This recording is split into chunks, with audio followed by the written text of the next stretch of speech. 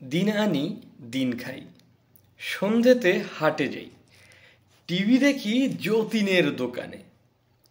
দেশে নাকি এইবার আলু মূলা বাম্পার, এগিয়েছে দেশ শুনি দোকানে।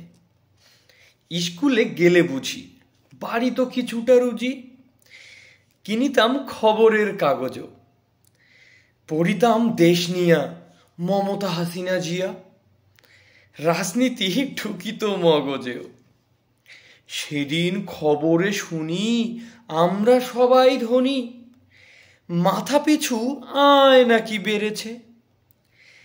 নূর ভাই ঋণ নিয়া কেন গেল ফাঁসি দিয়া, মরে গিয়ে জিতেছে না হেরেছে।